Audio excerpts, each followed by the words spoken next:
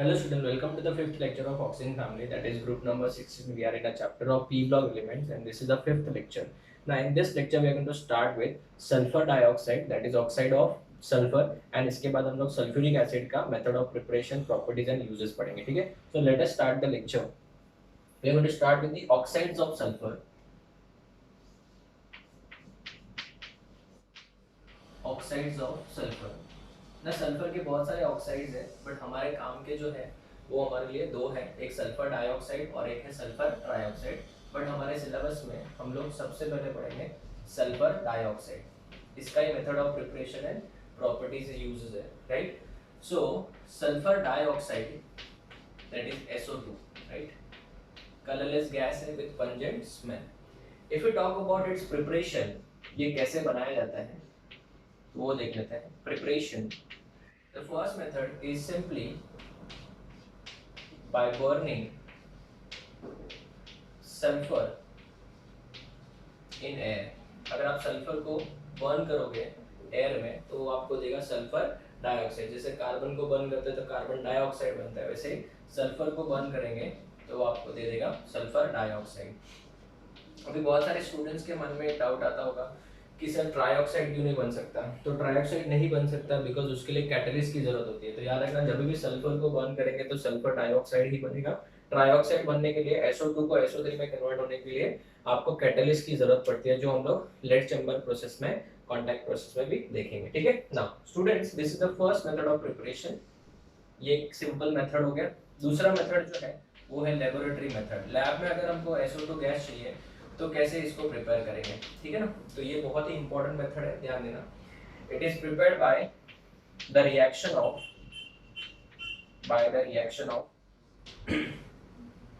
Sulphides, metal sulphides and bisulphides. Sulphides and bisulphides का reaction by reaction of sulphide and bisulphide with acid. ठीक है ना, acid के साथ इनका रिएक्शन करते हैं. तो बेटा हम लोग पहले भी बहुत बार पढ़ चुके हैं कि जब भी कार्बोनेट्स या बाइकार्बोनेट्स, मैं अभी यहाँ पे सल्फेट्स की बात नहीं कर रहा हूँ, कार्बोनेट्स एंड बाइकार्बोनेट्स को जब हम लोग एसिड के साथ हीट करते हैं तो उनको तीन प्रोडक्ट मिलते हैं. सॉल्ट मिलता है, वाटर मिलता है और CO2 गैस मिलता है. और वो CO2 गैस को जब हम लोग लाइम वाटर में से पास करते हैं मिल्क, और it turns lime water milky, right. तो सेम यहाँ पे भी रिएक्शन होता है. इवन SO2 गैस भी लाइम वाटर टेस्ट लेता है. CO2 गैस का कोई स्मेल नहीं होता है, बट SO2 गैस का खाली पंजेंट स्मेल होता है. बट लाइम वाटर टेस्ट दोनों देते हैं, ठीक है ना. तो अगर हम लोग इसको सेकेंड मेथड से अगर प्रिपेयर करना चाहें तो इसमें क्या होगा, अगर मेरे पास में सोडियम सल्फाइड है, ठीक है ना, सल्फेट नहीं, सल्फेट मतलब SO4 होगा, ये सल्फाइड है. अगर मैं इसका रिएक्शन कर दूं किसके साथ, HCl के साथ, ठीक है. तो इससे प्रोडक्ट क्या क्या मिलेंगे, दो HCl लेने पड़ेंगे. तो यहाँ पे बनेगा दो NaCl, दो NaCl के साथ में क्या बनेगा, यहाँ पे H2SO3 जो बेसिकली क्या है H2O प्लस क्या है SO2 गैस. ये तो यहाँ से ये SO2 गैस इवॉल्व हो गया. इस SO2 गैस का स्मेल कैसा है, पंजेंट स्मेल है. ये एक मेथड हो गया, this is from sulphide, right. अगर हम लोग बात करें बाइसल्फाइड की तो NaHSO3 होगा, राइट. NaHSO3 का रिएक्शन अगर हम लोग एक ही HCl के साथ जरूरत पड़ेगी, एक ही HCl के साथ करें तभी भी हमको ये सेम प्रोडक्ट देगा NaCl प्लस, और साथ में क्या बनेगा बताओ, H2O बनेगा प्लस SO2 गैस यहाँ पे इवॉल्व हो जाएगी. So this is basically SO2 gas का स्मेल क्या है, this is a gas with pungent smell. यहाँ पे NaCl जो है वो तो पानी में डिसॉल्व हो जाएगा, खाली एक ही गैस बाहर आ रही होगी. तो गैस अगर कोई स्मेल नहीं आ रहा तो हम लोग CO2 अज्यूम कर सकते हैं, बट पंजेंट स्मेल आ रहा है तो हम लोग क्या बोलेंगे, ये SO2 गैस है. So this is basically, note याद रखना, this is also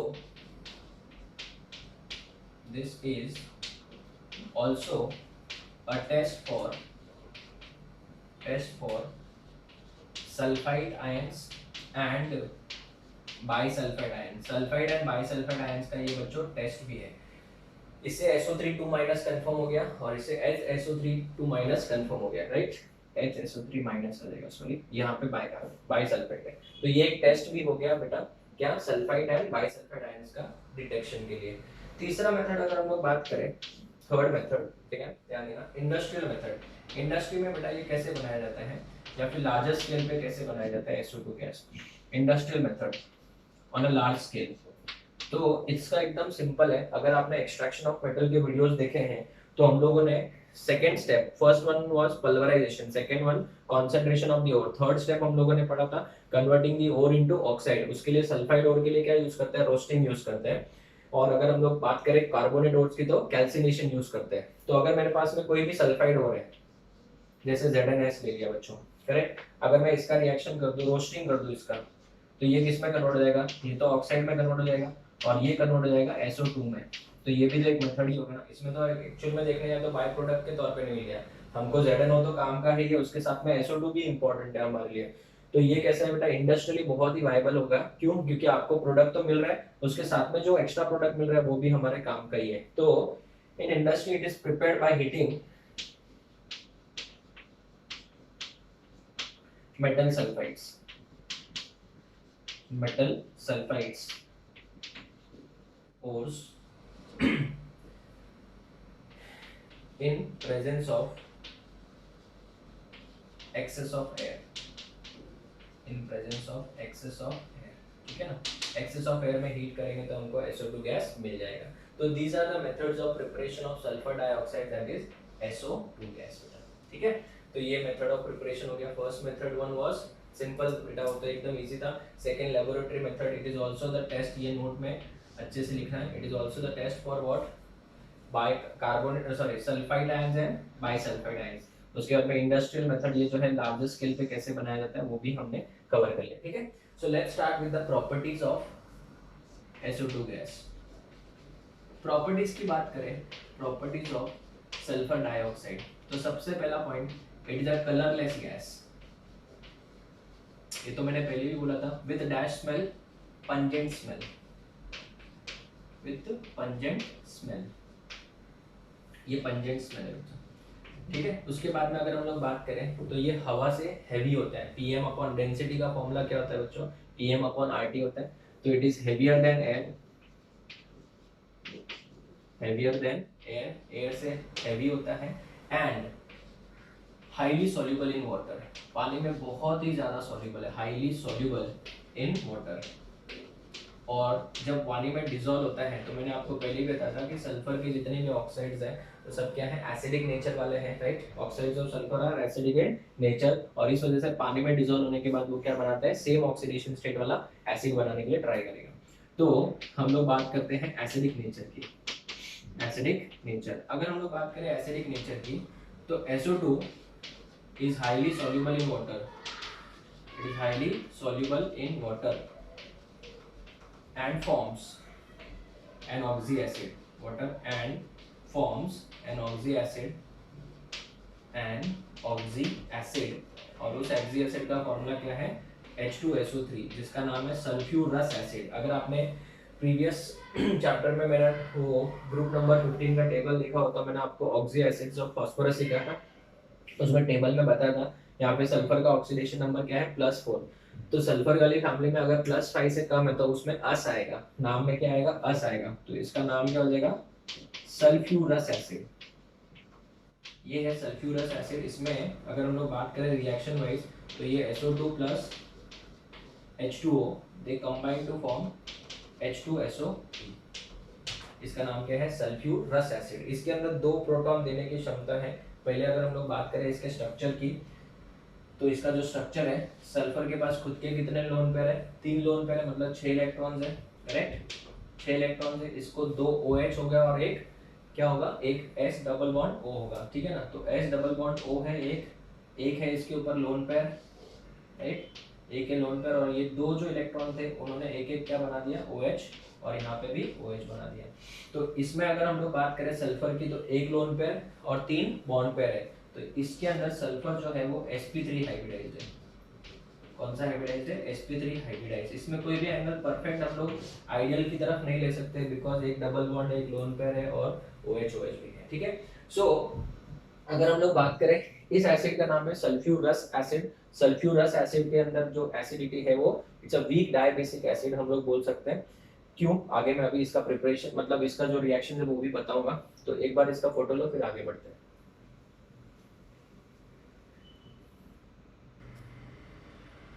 Okay students, so H2 SO3 को कंटिन्यू करते हैं हम लोग, ध्यान देना।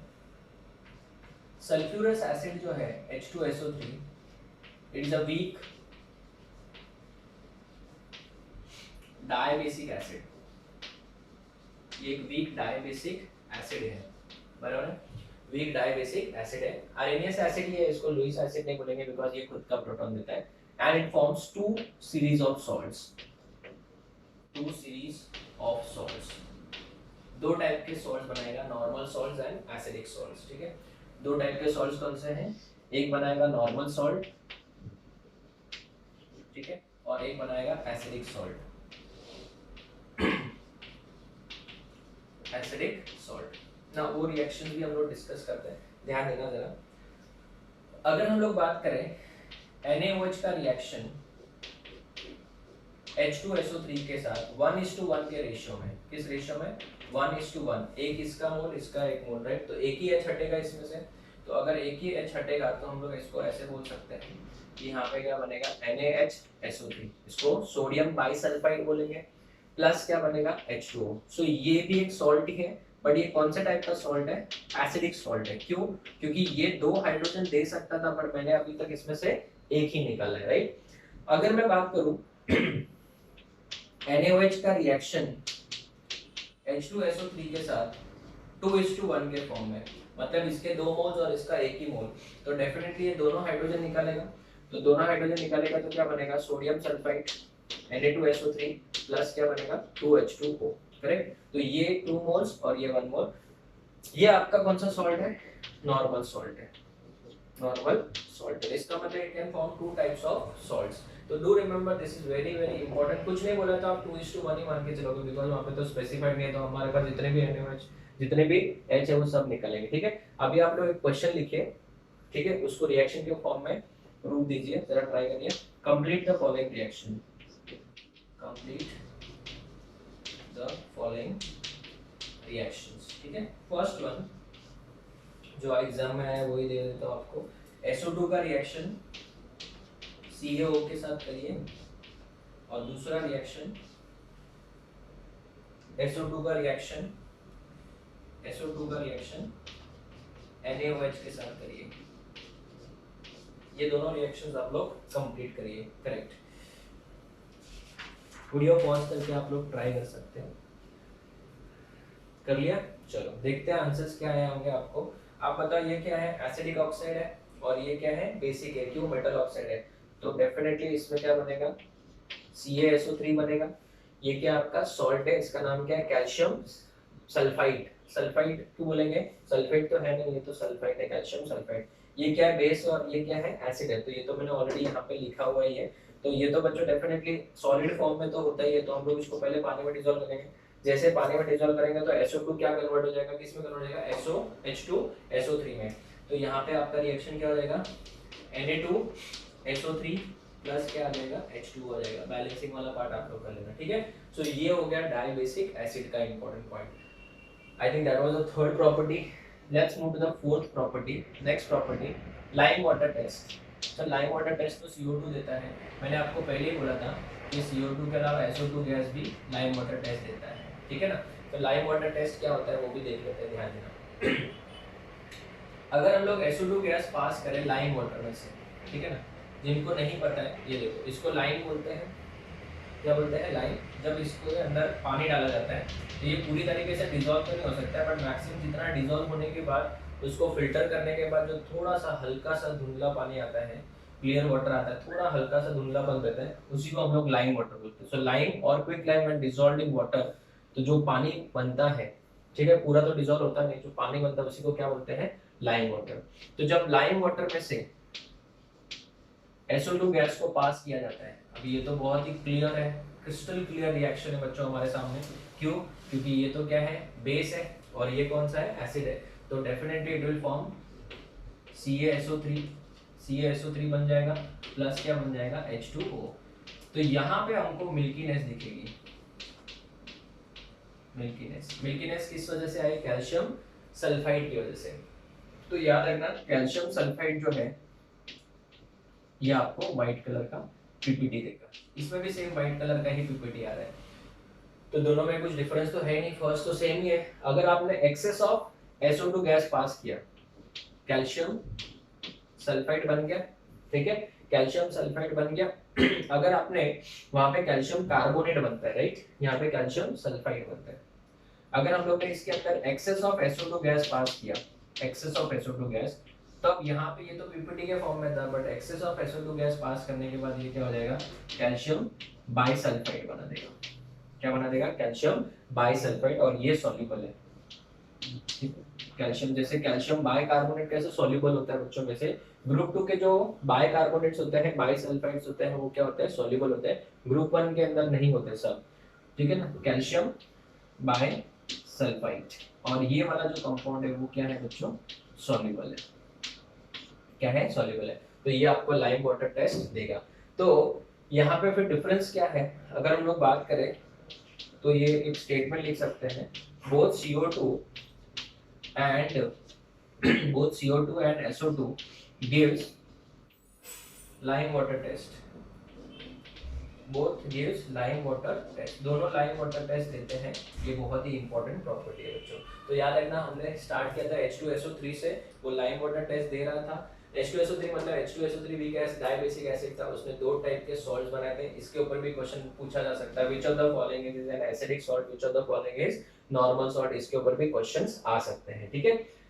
तो ये लाइम वाटर टेस्ट बच्चों CO2 भी देता है, और कौन देता है, SO2 भी देता है। तो क्या मैं CO2 को और SO2 को इससे डिस्टिंग्विश कर सकता हूँ, नहीं कर सकता। क्यों नहीं कर सकता, बिकॉज यहाँ पे बेटा दोनों बेटा मिल्कीनेस तो डिसअपियर होगी। आप बोलोगे सर दोनों के स्मेल से आप डिस्टिंग्विश कर सकते हो, डेफिनेटली कर सकते हो, बट एक वहां पे प्रॉब्लम ये है, मैंने आपको पहले भी बोला था, स्मेल जो है वो ज्यादा यूज नहीं करना चाहिए, बिकॉज बहुत बार कैसा होता है, कंपाउंड पॉइजनस भी हो सकता है। तो अगर हम लोग बात करें CO2 की और SO2 की, ठीक है ना, थोड़े इंपॉर्टेंट पॉइंट्स लिख लेते हैं। CO2 क्या होता है, कलरलेस, सबसे पहला पॉइंट। सर ये भी कलरलेस, ओके, दोनों कलरलेस है, इसका कोई स्मेल नहीं होता है, ओडरलेस है, तो यहाँ पे पंजेंट स्मेल आता है। चलो ये तो एक डिस्टिंग्विश वाला पॉइंट हो गया, पंजेंट स्मेल। पर मैंने आपको पहले भी बोला बहुत बार कि स्मेल को हम लोग यूज नहीं करेंगे, ठीक है। उसके बाद में तीसरी बात, ये लाइम वाटर टेस्ट देता है, लाइम वाटर टेस्ट, ये भी लाइम वाटर टेस्ट देगा, ठीक है ना। तो ये बहुत बार एग्जाम में पूछा जाता है, CO2 and SO2 can be distinguished by option 1 colour, option 2 smell, option number 3 lime water test. तो बच्चे लोग जनरली टिक करते हैं लाइम वाटर टेस्ट, जो कि गलत है, ठीक है। तो आंसर इसका फिलहाल इसमें से क्या आएगा, स्मेल आएगा, बिकॉज इसका कलर, इसका स्मेल क्या है, ओडरलेस, और ये क्या है, पंजेंट स्मेल वाला है। तो सर और क्या इंपॉर्टेंट प्रॉपर्टी है जिससे हम लोग डिस्कस या फिर इन दोनों में डिफरेंस ला सकते हैं, तो बेटा वो है oxidising and reducing property, very very important. Oxidising and reducing property of SO2, reducing property of SO2, right. अभी SO2 जो है वो ऑक्सीडाइजिंग एजेंट के तौर पे भी काम कर सकता है और रिड्यूसिंग एजेंट के तौर पे भी काम कर सकता है। रीजन बताऊं मैं, ध्यान देना जरा, रीजन क्यों ऐसा काम कर सकता है। सल्फर की अगर बात करें तो सल्फर का जो मिनिमम ऑक्सीडेशन नंबर होता है वो होता है -2, जो हमने इसके प्रीवियस वाले में पढ़ा था H2S। मैक्सिमम जो होता है वो हम लोग इसके बाद पढ़ने वाले हैं H2SO4, मैक्सिमम होता है +6, बराबर है। जबकि अगर SO2 की बात करें, SO2 में सल्फर किस ऑक्सीडेशन स्टेट में है, +4 में है, ठीक है ना। इन SO2 सल्फर जो है वो +4 ऑक्सीडेशन स्टेट में है, तो ये तो इंटरमीडिएट ऑक्सीडेशन स्टेट में है, इंटरमीडिएट है बेटा, तो definitely it can act as both oxidising as well as reducing agent. So therefore SO2 can act as oxidising agent and reducing agent, दोनों का काम कर सकता है एट अ टाइम, ठीक है। जबकि अगर हम लोग CO2 की बात करें, कार्बन की, तो कार्बन का मैक्सिमम नंबर ही क्या होता है, +4 होता है, मैक्सिमम ही +4 होता है, और CO2 में वो +4 भी ही है, तो ये तो बच्चों को इंटरमीडिएट में बैठा ही नहीं है, ठीक है ना। तो यहाँ पे क्या ये फर्दर ऑक्सीडाइज हो सकता है क्या, नहीं हो सकता, मतलब फर्दर +4 से आगे तो जा ही नहीं सकता ना बच्चों। तो कार्बन का अगर ऑक्सीडेशन नंबर +4 से आगे जा नहीं सकता, मतलब खुद का ऑक्सीडेशन नहीं कर सकता, ये खुद का ऑक्सीडेशन नहीं कर सकता, मतलब cannot act as a reducing agent, cannot act as reducing agent. तो यहाँ पे एक important point, CO2 cannot act as reducing agent, यहाँ पे क्या लिखूंगा, can act as reducing agent, very very important. जबकि SO2 तो बच्चों दोनों का काम कर सकता है, रिड्यूसिंग एजेंट का भी काम कर सकता है और ऑक्सीडाइजिंग एजेंट का भी काम कर सकता है, दोनों का काम कर सकता है। दोनों में प्रोडक्ट डेफिनेटली अलग अलग होंगे। जैसे अगर वो ऑक्सीडाइजिंग एजेंट का काम कर रहा है, किसका काम कर रहा है, ऑक्सीडाइजिंग एजेंट का, तो मतलब खुद का क्या करेगा, रिडक्शन करेगा। तो खुद का रिडक्शन करेगा तो वो SO2 से, ध्यान देना, SO2 से, यहाँ पे ऑक्सीजन किस ऑक्सीडेशन, सल्फर किस ऑक्सीडेशन स्टेट में, +4। तो ऑक्सीडाइजिंग एजेंट का काम करना मतलब खुद का क्या करेगा, रिडक्शन करेगा।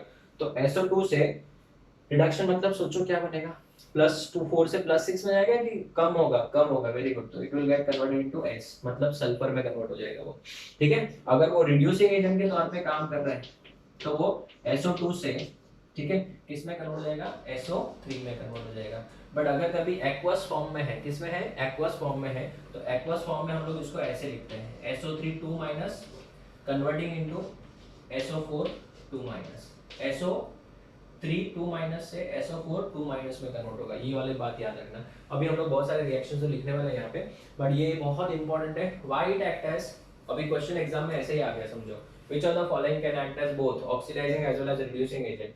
तो डेफिनेटली आंसर क्या आएगा आपका, SO2 आ सकता है उसमें। और भी अगर समझो ऑप्शन है both A be more all of the above, ऐसा कुछ भी हो सकता है, बट 101% ये तो आंसर हो ही सकता है। अगर वो ऑक्सीडाइजिंग एजेंट का काम कर रहा है मतलब खुद का क्या करेगा, रिडक्शन करेगा, तो SO2 से वो S में कन्वर्ट होगा। और खुद अगर रिड्यूसिंग एजेंट का काम कर रहा है मतलब सामने वाले का रिडक्शन करेगा, खुद का क्या करेगा, ऑक्सीडेशन करेगा। तो +4 से वो +6 में जा रहा है। अगर आप ध्यान से देखोगे तो यहाँ पे +4 है, यहाँ से +6 में। जिनको ये समझा नहीं वो सोचते रहेंगे सर ये -2 कैसे आ गया। अगर बच्चों मुझे एक बात बताओ, SO2 क्या है, डाउट है ना, मैं बोलता हूँ। SO2 क्या है, गैस है। तो जब उसको पानी में डिसॉल्व करेंगे या फिर एक्वस फॉर्म में रिएक्शन हो रही है, एक्वस फॉर्म में रिएक्शन हो रही है, तो SO2 गैस के फॉर्म में कैसे रिएक्शन कर सकता है, लिक्विड के अंदर गैस कैसे रह सकता है, तो वो तो उसके अंदर डिसॉल्व हो जाएगा। और SO2 गैस जैसे पानी में डिसॉल्व हो गया तो आज ही मैंने बताया था क्या बनता है, यस H2SO3 बनता है, H2SO3 बनता है। तो जैसे SO3 की बात करें तो SO3 भी तो कन्वर्ट हो जाएगा ना फिर वाटर के साथ रिएक्शन करके, किस में कन्वर्ट हो जाएगा, H2SO4 में। तो दोनों में से HS निकाल दो तो 2- यहाँ पे भी 2- यहाँ पे भी, एकदम सिंपल रिएक्शन। तो स्टूडेंट्स अभी मैं इनके ऑक्सीडाइजिंग रिएक्शंस भी लिखवाने वाला हूँ, बहुत सारे प्रैक्टिस के लिए भी दूंगा, और रिड्यूसिंग वाले भी रिएक्शन लिखवाने वाला, ठीक है। आप लोग फोटो लो फिर आगे बढ़ते हैं हम लोग। Okay students, so let us start with the very important part, reducing nature. Reducing nature में SO2 जो है वो SO3 में कन्वर्ट होगा। अगर एक्वस फॉर्म में है तो SO3 2- होगा और यहाँ पे SO4 2- होगा, राइट। जबकि ऑक्सीडाइजिंग नेचर में SO2 किस में कन्वर्ट होता है, S में कन्वर्ट होता है, राइट। अभी अगर हम लोग रिएक्शंस के तौर पे देखें तो सबसे पहले KMnO4 जो है अगर हम लोग यूज करें, KMnO4 सबको पता है it is an oxidising agent, purple colour का होता है। वो बच्चों रिड्यूस हो जाएगा Mn2+ में, जो कि कलरलेस होता है। क्या होता है, कलरलेस। अगर हम लोग बात करें K2Cr2O7 जो ऑरेंज कलर का होता है, कौन से कलर का होता है, ऑरेंज कलर का, वो कन्वर्ट हो जाएगा Cr+3 में, जो कि ग्रीन कलर का होता है, ठीक है ना। तो यहाँ पे अगर आप कलर लिखना चाहो तो मैं कलर भी लिख लेता हूँ, पर्पल, और ये कौन से कलर का था, ऑरेंज कलर का, ठीक है। अगर आपको क्लियरली नहीं दिख रहा तो आप लोग याद रखिए, बाद में लिख लीजिएगा। नाउ अगर मेरे पास में Fe+3 है, जो कि सबको पता होना चाहिए, येलो कलर का है, और वो कन्वर्ट हो जाएगा Fe2+ में, जो कि कौन से कलर का है, ग्रीन कलर का, ठीक है। तो ये रिएक्शंस है। अभी मैं यहाँ पे रिएक्शंस भी लिख के बताऊंगा, कुछ इंपॉर्टेंट रिएक्शंस, बट अपने को इतना तो याद ही रखना है, ठीक है। अगर वो ऑक्सीडाइजिंग एजेंट के तौर पे काम कर रहा है तो कोई भी अगर आइट है, जैसे NO2- है, तो वो NO3- में कन्वर्ट हो जाएगा।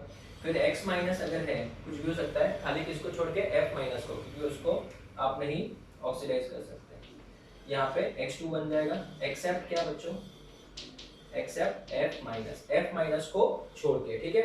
अगर हमारे पास में H2S है तो वो कन्वर्ट हो जाएगा S में, वो किस में कन्वर्ट हो जाएगा, S में कन्वर्ट हो जाएगा। तो अभी मैं आपको एक एक दो रिएक्शंस दोनों के लिख के बताता हूँ, ध्यान से सुनना बच्चों, देखना अच्छे से। सपोज अगर हम लोग फर्स्ट एक रिएक्शन लिखते हैं K2Cr2O7 की, बहुत ज्यादा इंपॉर्टेंट है, this is also the test for SO2 gas, मैं बताता हूँ क्यों।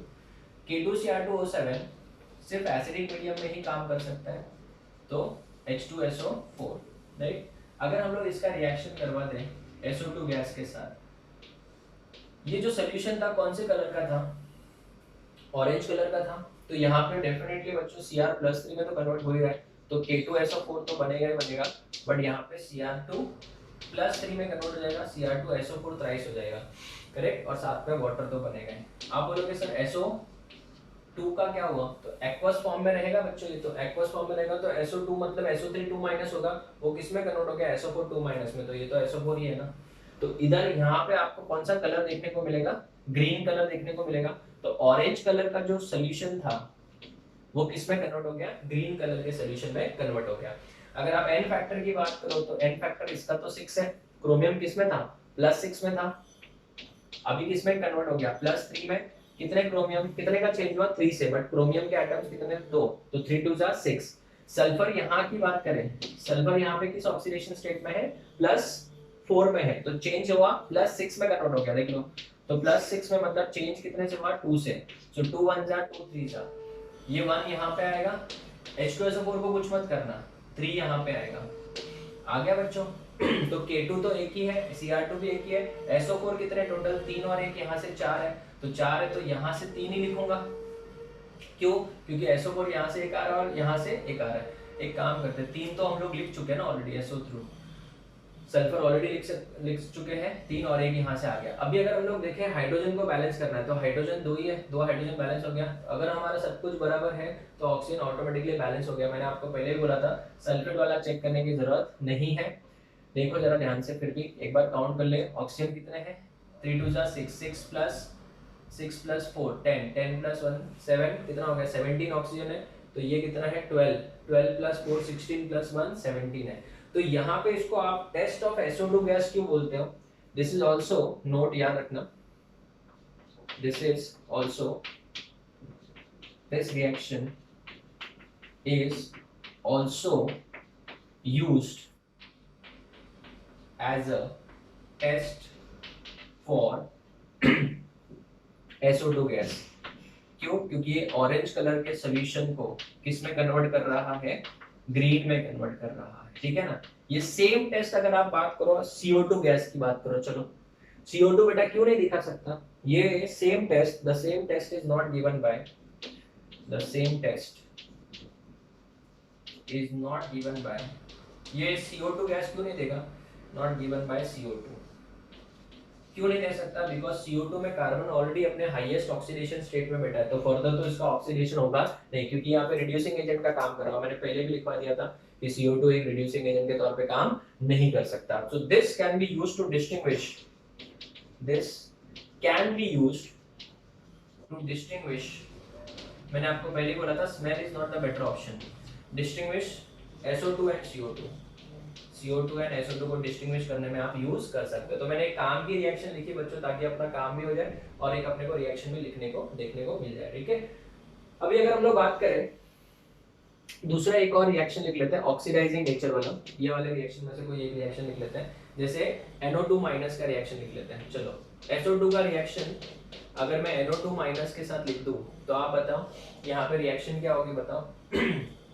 यहाँ पे तो ये किस में कन्वर्ट हो गया, सल्फर में कन्वर्ट हो गया, और ये किस में कन्वर्ट हो जाएगा, NO3- में कन्वर्ट हो जाएगा, करेक्ट। तो अभी इसको अगर हमको बैलेंस करना है तो हम लोग बैलेंस ऑलरेडी इसको किस से कर सकते हैं, N फैक्टर से कर सकते हैं। तो इसका N फैक्टर कितना है, सल्फर +4 था, यहाँ पे 0 में गया, तो N फैक्टर हो गया 4। नाइट्रोजन यहाँ पे किस ऑक्सीडेशन स्टेट में है, +3 में है, और यहाँ पे वो किस में गया, +5 में गया, right.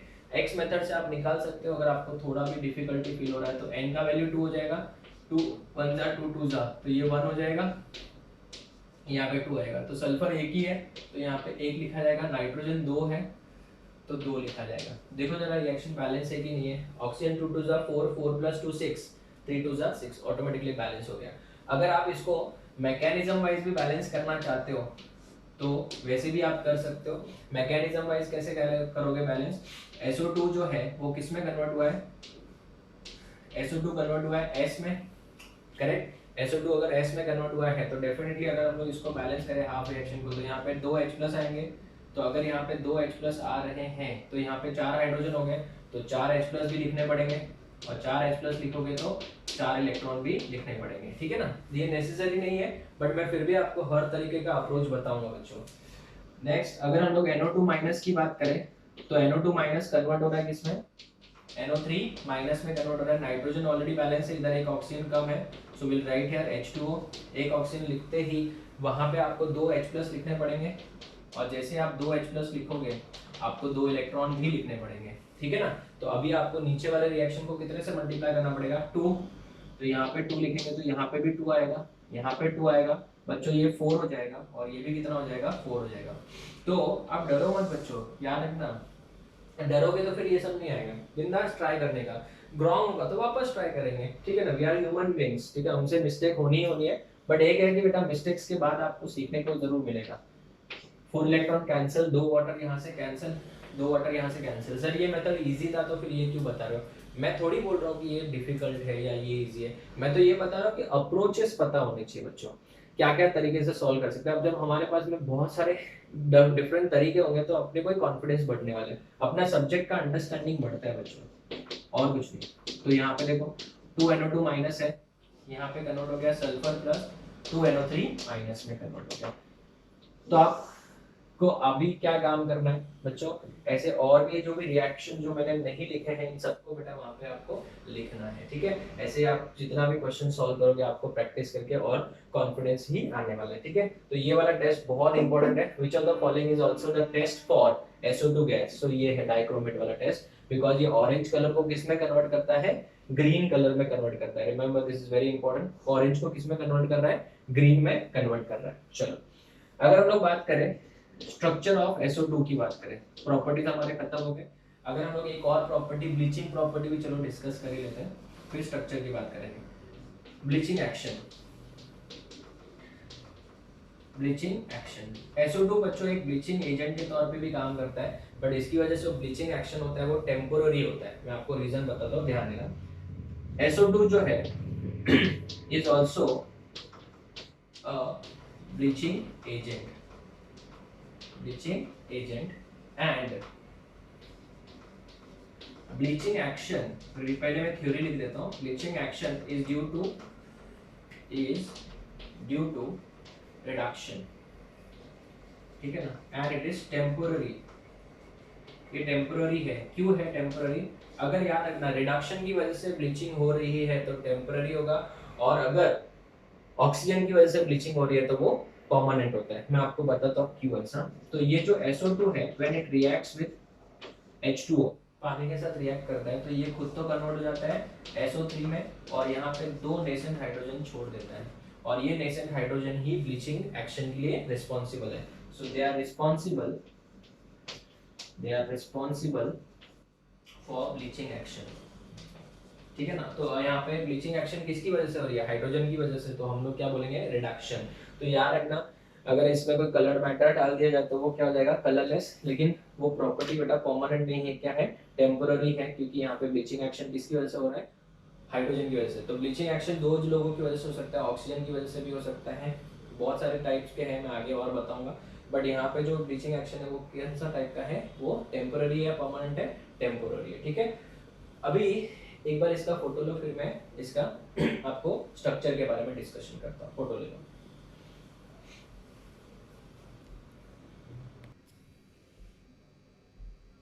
Okay students, so let's start with the structure of SO2। SO2 की स्ट्रक्चर की बात करें तो CO2 जैसा नहीं है ये, ठीक है ना। SO2 CO2 जैसा दिखता नहीं है। सल्फर के आउटरमोस्ट शेल में कितने इलेक्ट्रॉन्स हैं, 6 इलेक्ट्रॉन्स हैं। SO2 है ना, 2 डबल बॉन्ड ऑक्सीजन बनेंगे, तो ये डबल बॉन्ड O बना लेगा, ये डबल बॉन्ड O बना लेगा, ठीक है, एक लोन पेयर बचेगा। तो 2 सिग्मा बॉन्ड, 2 पाई बॉन्ड और एक लोन पेयर बचेगा। तो ये आपका यहाँ पे लोन पेयर हो गया, यहाँ पे डबल बॉन्ड O है, यहाँ पे भी डबल बॉन्ड O है, राइट। अगर हम लोग बात करें तो ये सिग्मा बॉन्ड, ये सिग्मा बॉन्ड, ये पाई बॉन्ड, ये भी पाई बॉन्ड, और ये जो एंगल है ये अगर हाइब्रिडाइजेशन की बात करें तो sp2 हाइब्रिडाइजेशन होना चाहिए। बट यहाँ पे लोन पेयर है तो इसका शेप जो होगा वो बेंड शेप, एंगुलर या फिर वी शेप बोल सकते हैं। एंगल अगर sp2 की बात करें तो 120 होना चाहिए, बट थोड़ा सा उससे कम होता है, 119 डिग्रीज होता है। करेक्ट। तो स्टूडेंट्स यहाँ पे अगर हम लोग बात करें सल्फर के हाइब्रिडाइजेशन की तो sp2 बेंड शेप होगा और यहाँ पे 2 पाई बॉन्ड है और 2 सिग्मा बॉन्ड है ना। ये जो पाई बॉन्ड बनते हैं वो हाइब्रिडाइजेशन से नहीं बनते, पाई बॉन्ड कभी भी हाइब्रिडाइजेशन से नहीं बनते। We are in a group number 16, तो ये आपका 3s2 हो जाएगा, 3p क्या हो जाएगा 4 हो जाएगा, 3p क्या हो जाएगा 4 हो जाएगा। तो 3p 4 है बच्चों। तो अगर हम लोग बात करें रियलिटी में तो यहाँ पे 2 इलेक्ट्रॉन यहाँ से है और ये 2 इलेक्ट्रॉन ऐसे, करेक्ट है। तो हाइब्रिडेशन में बेटा सिर्फ कौन कौन पार्टिसिपेट कर रहा है? हाइब्रिडेशन में 2 इलेक्ट्रॉन, मतलब ये वाला s ऑर्बिटल और p के सिर्फ 2 ही पार्टिसिपेट कर रहा है। ये वाला पार्टिसिपेट नहीं कर रहा है कि कर रहा है? नहीं कर रहा है। तो ये वाला पार्टिसिपेट नहीं करेगा, क्यों? क्योंकि ये तो बच्चों क्या है, sp2 हाइब्रिडाइजेशन है। तो अगर हम लोग बात करें हाइब्रिडाइजेशन की तो sp2 हो गया, क्या हो गया sp2, क्योंकि एक लोन पेयर और 2 बॉन्ड पेयर है, पाई बॉन्ड को तो अभी भी गिनना नहीं है। ऑन द अदर साइड अगर आप SO3 के स्ट्रक्चर की बात करें, किसकी बात करें? SO3 के स्ट्रक्चर की बात करें तो SO3 में क्या होगा बच्चों?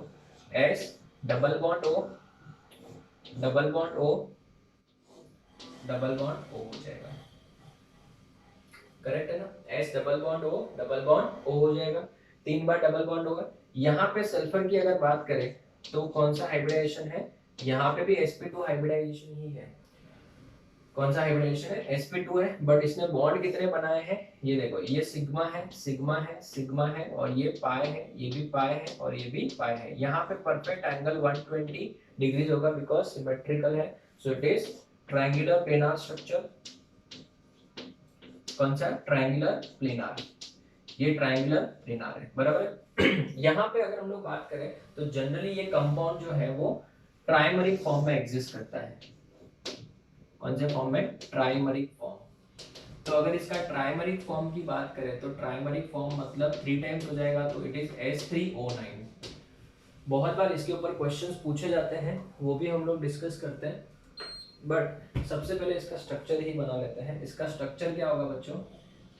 S double bond O double bond O, ठीक है ना? एक एक ऑक्सीजन सबका फ्री है, मैं ऐसे फ्री रख रहा हूँ ऐसे, राइट। फिर यहाँ पे S double bond O double bond O, यहाँ पे क्या है बच्चों? ऑक्सीजन फ्री है, समझो। तो अभी अगर हम लोग बात करें तो ये ऐसे बॉन्ड बना सकते हैं ऐसे, तो ये ट्राइमर बन गया, साइक्लिक ट्राइमर। अभी ये ऐसे बनते ही बच्चों बहुत सारे क्वेश्चंस अराइज हो गए, sigma bond 1, sigma bond 2, sigma bond 3, sigma bond 4, तो 4 सिग्मा बॉन्ड बना है, मतलब ये पक्का sp3 हाइब्रिडाइजेशन हो गया, करेक्ट ना? तो साइक्लिक ट्राइमर के फॉर्म में सल्फर क्या है? sp3 हाइब्रिडाइज्ड है, तो ये भी sp3 हाइब्रिडाइज्ड है। सब सल्फर जितने भी है वो सब के सब sp3 हाइब्रिडाइज्ड है। यहाँ पे SOS लिंकेज दिख रहा है, सो अगर क्वेश्चन पूछा जाए number of SOS linkage, SOS linkage कितने हैं, नंबर ऑफ SS बॉन्ड्स कितने हैं, वो तो 0 हो जाएगा। तो SOS लिंकेज गिनो मेरे साथ, 1 2 एंड 3, तो SOS लिंकेज हो जाएगा बच्चों 3। S डबल बॉन्ड O कितने हैं, number of S double bond O पूछा है, समझो। S डबल बॉन्ड O तो कितने हो जाएंगे? 6। कैसे? 1 2 3 4 5 6, ऐसे बहुत सारे क्वेश्चन है। How many number of 6 membered rings कितना है? एक 6 मेंबर्ड रिंग है। बहुत सारे क्वेश्चन ऐसे बनाए जा सकते हैं, ठीक है ना? अभी थोड़ा सा मुझे थोड़ा डिटेल में जाना है, ध्यान दीजिएगा 2 मिनट के लिए।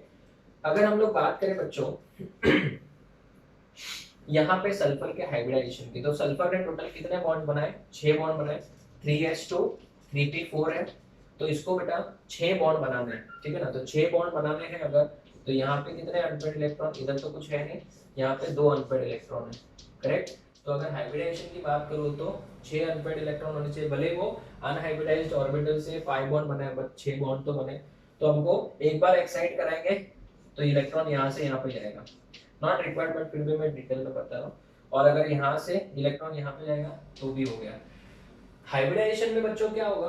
हाइब्रिडाइजेशन में नो डाउट क्या होगा? sp2 ही होगा, sp2 ही हाइब्रिडाइजेशन होगा। एक ऑर्बिटल ये, एक ये और एक ये, ठीक है ना। ये वाला जो ऑर्बिटल है वो हाइब्रिडाइजेशन में पार्टिसिपेट नहीं करेगा, बट ये कौन से बॉन्ड बनाएगा, पाई बॉन्ड बनाएगा। तो यहाँ पे टोटल कितने पाई बॉन्ड बन रहे हैं, 3 पाई बॉन्ड बन रहे हैं, ध्यान देना बहुत इंपॉर्टेंट है। पाई बॉन्ड जो बन रहे हैं वो कैसे बन रहे हैं वो देखते हैं। सल्फर और ऑक्सीजन के बीच में क्या बन रहे हैं, पाई बॉन्ड बन रहे हैं। तो सल्फर का बच्चों ये वाला छोड़ दो, ये वाला भी छोड़ दो, ये वाला भी छोड़ दो, क्यों, क्योंकि इन्होंने तो तीनों ने सिग्मा बॉन्ड बनाया, ध्यान से सुनना। ये वाला फर्स्ट वाला छोड़ दिया, ये वाला भी छोड़ दिया, ये वाला भी छोड़ दिया, क्यों, क्योंकि इसने तो क्या बनाया, बोलो, यस, इसने बनाया आपका कौन सा बॉन्ड, सिग्मा बॉन्ड। तो पाई बॉन्ड ये बना रहा है कि ये वाला बना रहा है। तो ऑक्सीजन सल्फर का कौन सा ये पीजेड है,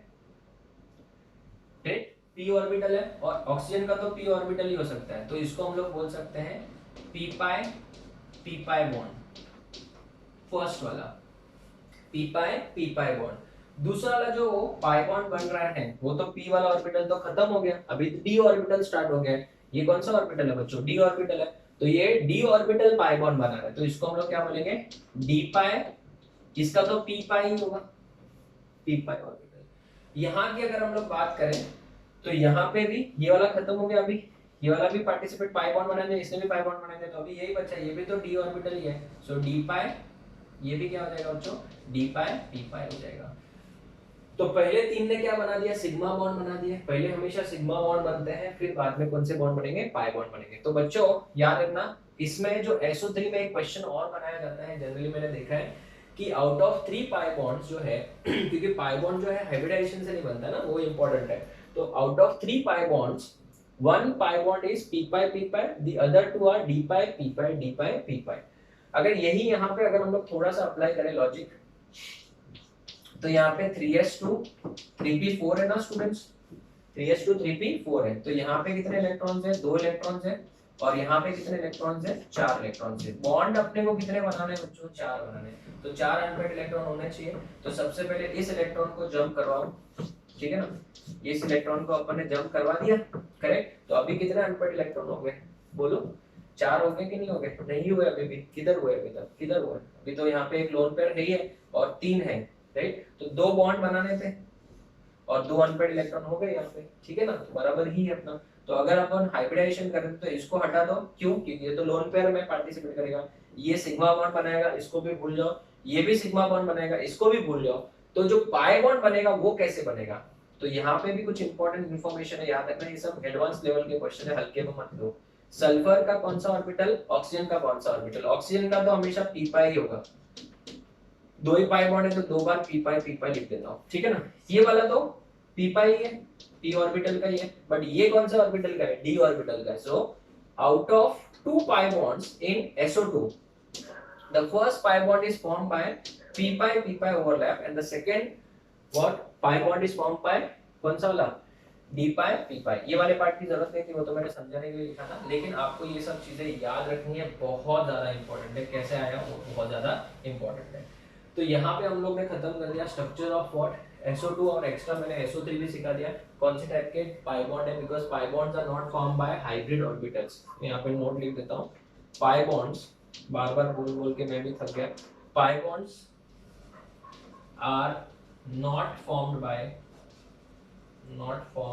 बाय हाइब्रिड ऑर्बिटल्स, ये अनहाइब्रिडाइज्ड ऑर्बिटल से बनता है, इसके लिए तो वीक होता है। Not formed by hybrid orbitals, hybrid orbital से पाई बॉन्ड कभी नहीं बनता है, मतलब हाइब्रिडाइजेशन से पाई बॉन्ड नहीं बनता है, ठीक है। और S3O9 में मैं आपको वापस बोल दूं कि यहाँ पे बहुत सारे क्वेश्चन पूछे जा सकते हैं, जैसे नंबर ऑफ लोन पेयर पूछ ले, तो इस ऑक्सीजन के पास, इन ये जो डबल बॉन्ड ऑक्सीजन है सबके पास 2-2 लोन पेयर है, सल्फर के पास एक भी लोन पेयर नहीं होगा, इसके पास भी 2-2 लोन पेयर है। तो आपको अंदर अभी जितने भी क्वेश्चन बना सकते हो नोटबुक में आप बनाइए, क्योंकि जो क्वेश्चन आप बनाओगे मैं आपको श्योरिटी देता हूँ कोई ना कोई क्वेश्चन आपका भी आ सकता है, क्योंकि जब अभी आपको धीरे धीरे मेरे से सीखने को मिला होगा कि क्वेश्चंस कैसे फ्रेम हो रहे हैं इनऑर्गेनिक में, जो थ्योरी है वही आपके क्वेश्चन है student. So this is entire concept of SO2 and SO3। अभी हम लोग सल्फ्यूरिक एसिड भी स्टार्ट करते हैं, सल्फ्यूरिक एसिड जो है वो एक ऑक्सी एसिड ऑफ सल्फर है, वो भी हम लोग देखते हैं, ठीक है। तो फोटो ले लो।